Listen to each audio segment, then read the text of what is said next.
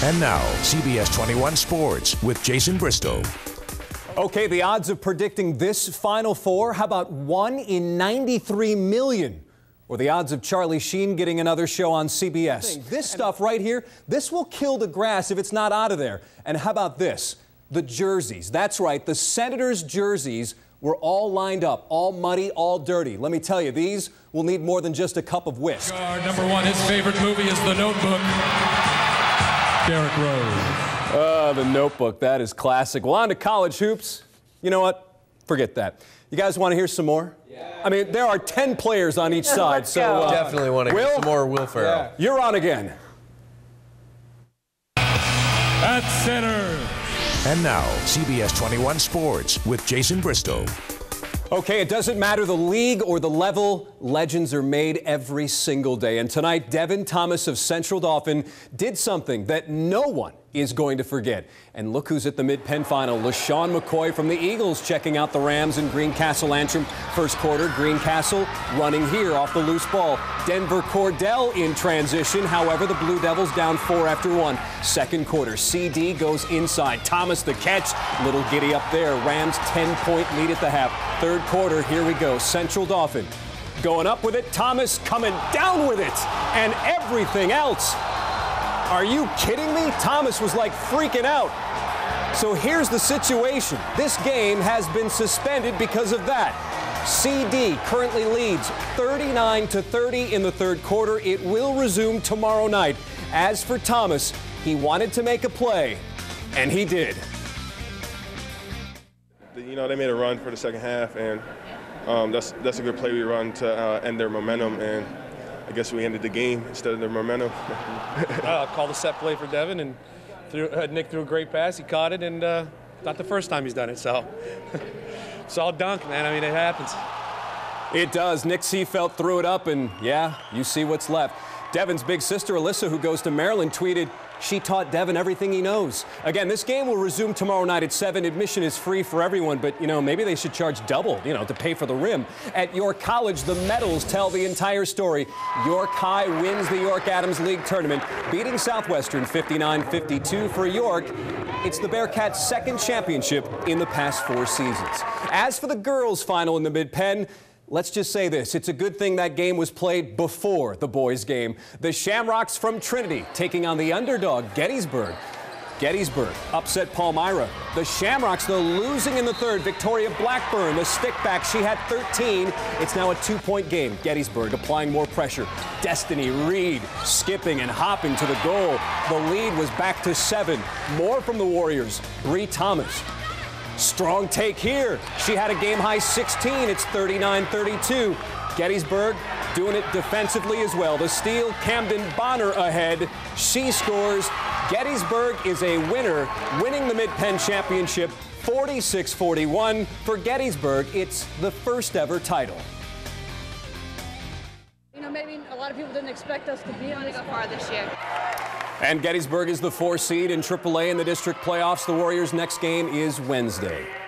Well, Gary Carter has died, one of the best catchers of our time, a Hall of Famer who played for both the Expos and New York Mets. He was diagnosed with a brain tumor last May. Carter also managed in the Atlantic League with the Long Island Ducks, and 5 years ago, the Barnstormers were even considering him to be their manager. Carter was working as a college baseball coach in Florida. Gary Carter was 57. Red-hot Bucknell hosting Lehigh. The Bison want that #1 seed in the Patriot League playoffs. End of the first half now. Ryan Hill from Steel High running things, running out of time, but hits the runner here off the window. Bucknell in front 29-27 to end the half. Same situation, end of the game, but it's C.J. McCollum from Lehigh. The crossover, the deadly hoop. That was the game winner. Lehigh wins 56-53. Bucknell's first league loss in more than a year. However, for the Bison, at least they still hold a 2-game lead with about 3 to play. So they're still in a good position to make the tournament. But wow. And now, CBS 21 Sports with Jason Bristol. You know, there's a saying among kickers, never worry about missing. Just blame the holder and think about the next one. But what if there isn't a next one? You're a high school senior. You're playing for a shot at a state title. Do you worry then? Let's find out. Central Dauphin Quad A semifinals against the defending champs North Allegheny. Second quarter, we are tied at 7.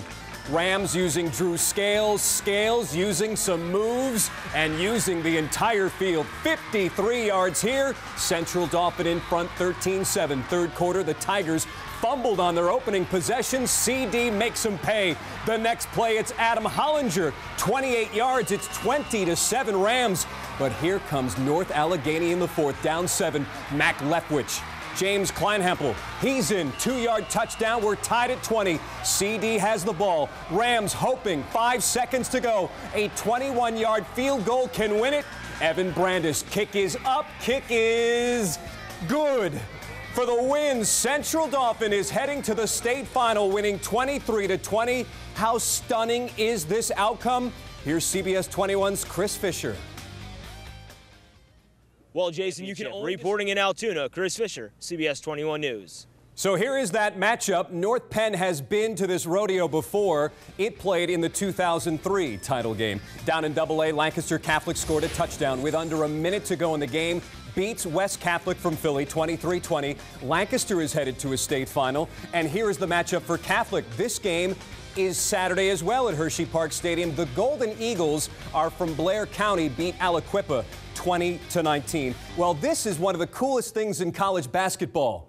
Gorillas chasing a banana? Trust me, that's not the story. It's what happens before all this. At Taylor University, a D2 school based in Indiana, there's a game that's simply called Silent Night. The entire crowd doesn't say a thing until Taylor scores its 10th point of the game. And here's how it goes down.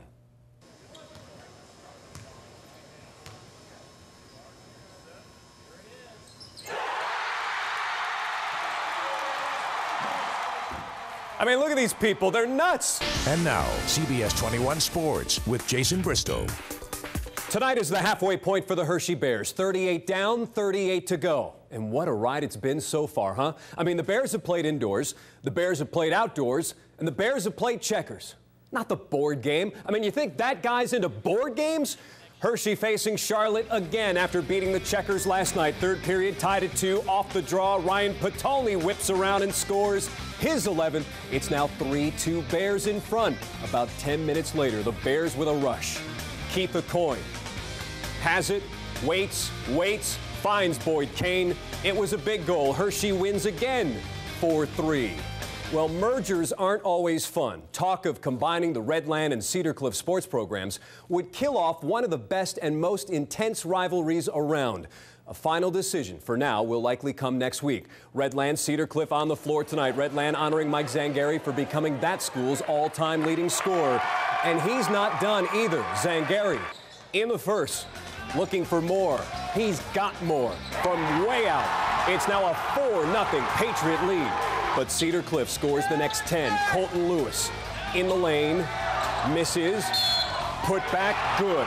Cedar Cliff up 13-9 after 1. Later in the half, Logan Stump. Corner, drills it. Cedar Cliff wins easily, 55-36.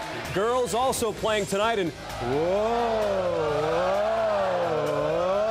that is so cool. First quarter, it's the Colts' Kara Breslin in the lane. She had 10, game tied at 18 at the half. Third quarter, Redland running. Emily Rogers ahead to Emily Bergeson. Emily, 2 of her 18. The Patriots down just 2, but Cedar Cliff changes that. Kiana Williams. The drive, the scoop. She had 18. Cedar Cliff, a sweep, winning 44-34. The MLS held its super draft today, and the #1 overall pick, Andrew Wenger from Lancaster County, chosen by the Montreal Impact, an expansion team. Andrew went to Warwick and Duke University. Well, you have your team, I have my team, and Bill O'Brien now has his team. O'Brien has officially hired some new assistant coaches. Not a surprise, these are names we've been telling you about. O'Brien's right-hand man, Stan Hickson from the Buffalo Bills. He will be the assistant head coach. He'll also coach the wide receivers. That's something Hickson's done for like 2 decades. Mac McWhorter used to be at Texas, will coach the offensive line. New tight ends coach is John Strollo of Ball State. Charles London will coach the running backs. He is from the Tennessee Titans. Dave Joyner was in Mexico, not sitting with Jerry Sandusky at a Penn State football game. It's a story we had early this morning on CBS21.com. Now, the game in question, the Illinois game, the Patriot News reporting that Joyner was seen with Sandusky in the suite of the school president a week before Sandusky was arrested. Joyner told me not true because he was out of the country then.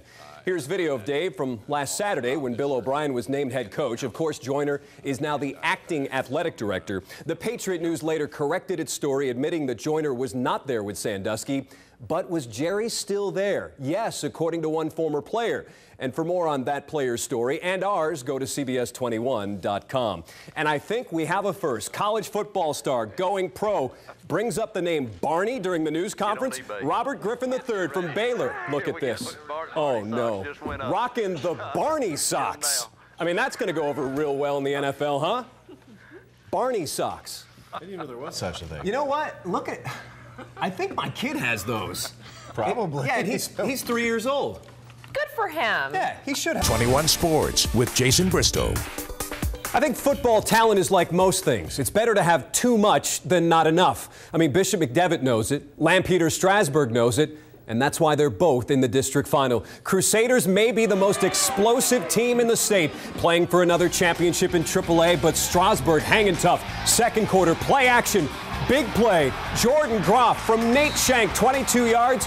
Pioneers lead this thing 14-7, but all that momentum goes right out the window. Sean Seif takes the kickoff and takes off. I mean, giddy up, 90 yards for him.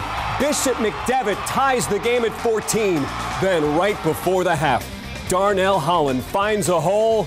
He's in from the three. It's 21-14 Crusaders. And from there, the defense did its thing. That's Noah Spence with the sack. Bishop McDevitt wins the championship in AAA, 28-14. This is also the 500th win in the history of this program. So this was no blowout, at least early on. What was said on the McDevitt sidelines during this game to change things? Well, here's CBS 21's Chris Fisher. He's with the Dauphin County Mobile Newsroom. For the first time in 10 weeks, state championship. Reporting from Derry Township with the Dauphin County Mobile Newsroom, Chris Fisher, CBS 21 News. And, of course, McDevitt made the final last year but lost to Allentown Central Catholic. That school is still alive, so we could see a rematch again in the final. Crusaders will play Montour next week in the state semifinals. Bears in upstate New York facing the Crunch, and, yeah, everyone's just thrilled to live in Syracuse, huh? Second period, it's 2-1 Hershey. Now, in this circle, that's going to be Graham Mink. Yes, Minker will take the pass in the slot, and Minker will put it in. Power play goal to make it 3-1. Hershey wins 4-1. The Bears are back home on Saturday. So how long has it been since pro wrestling was at the Zembo Shrine in Harrisburg? Well, Jimmy Carter was president, the Big Red Machine won the World Series, and Rocky was in theaters. 1976. That's according to the owners of the UWE. It's been 35 years, but it's back. CBS 21 News with the ultimate wrestling experience as that group was getting ready for its big show on Saturday night. And these guys have moves, but they also promise this will be family-friendly stuff. We're doing family entertainment, all ages. We don't do the blood and guts. We're doing the big characters that everybody fell in love with. Big characters, big moves, huh? Watch this. Okay. Uh-huh. Oh, not real? I think that one really hurt. Tickets are $6 for the kids and $12 for adults. Some soccer now. The Messiah women in the national semifinals down in Texas facing William Smith. Messiah in white. No score. 70th minute. Alex Brandt. With the blast, that is a game winner. Falcons win 1-0. Will face Wheaton from Illinois Saturday in the national championship game. I think the Ravens may have thrown their fans under the bus, a purple and black bus. The Ravens are moving their training camp to their place where fans aren't allowed. Going to camp at McDaniel College in Westminster, Maryland has been a ritual for the Ravens since 1996, but no more. The Ravens' reasoning here, well, they say all their equipment is better at their place in Owings Mills. where there's not enough roads and parking to handle huge crowds. On Sunday, we have the Ravens and the Browns. It's a 4 o'clock start. You can see the game on CBS 21. We will not be showing the Steelers game because we are a Ravens secondary market per the NFL, and we must show Baltimore. And now, CBS 21 Sports with Jason Bristol. Okay, the odds of predicting this Final Four, how about 1 in 93 million? Or the odds of Charlie Sheen getting another show on CBS. All muddy, all dirty. Let me tell you, these will need more than just a cup of whisk. Going up with it, Thomas coming down with it, and everything else. Are you kidding me? Thomas was like freaking out. So here's the situation. This game has been suspended because of that. CD currently leads 39.